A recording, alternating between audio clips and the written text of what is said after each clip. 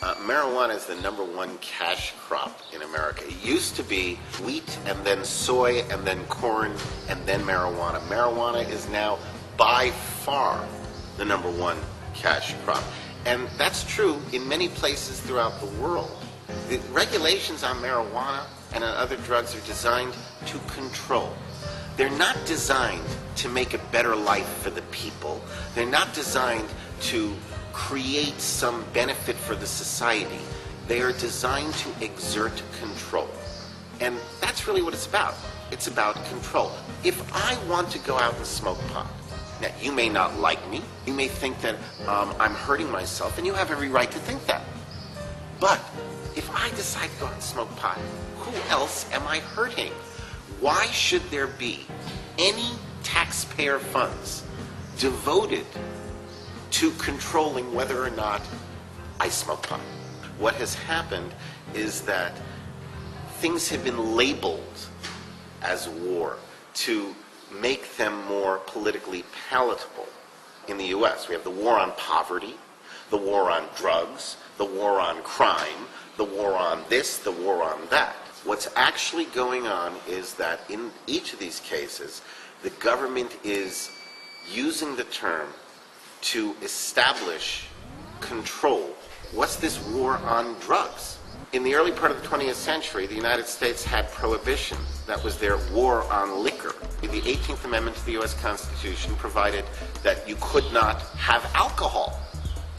Now, it was found to be an illegal constitutional amendment, and it was ultimately repealed.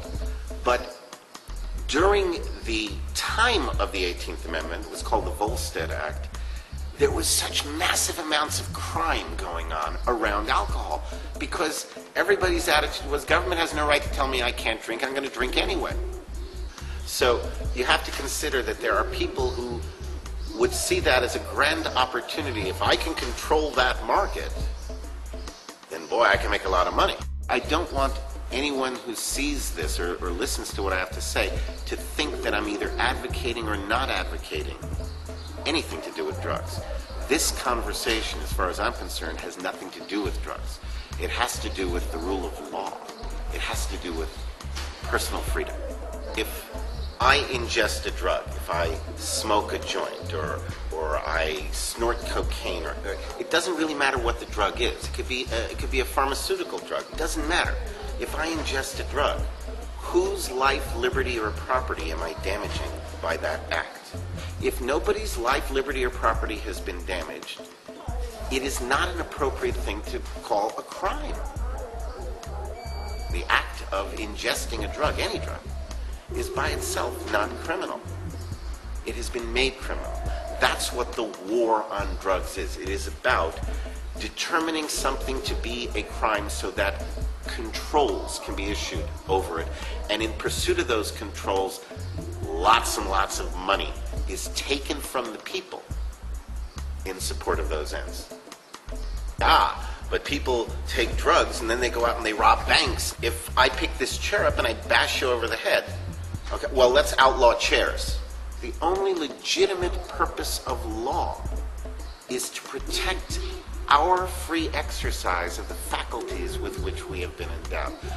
The basic premise is you're endowed not by your government, but by your creator with certain permanent, unalienable rights. Among these, life, liberty, and by the pursuit of happiness is meant property rights. And then right after the famous words, life, liberty, and the pursuit of happiness, the very next words in that document are, to secure these rights, governments are instituted. Under that system, the only legitimate purpose of government, any government, is to secure and protect the free exercise of the individual rights to life, liberty, and property. And that when government, any government, steps beyond those legitimate duties and responsibilities, that government becomes unlawful. This thing with governments coming in and telling us what we can and cannot do, that only happens because we allow it to. Ultimately, we have to stand up and say, I have the right to make this decision for myself, and I choose not to comply with your requirements. That ultimately, that has to to be the direction. Otherwise, we end up with just more of what we have.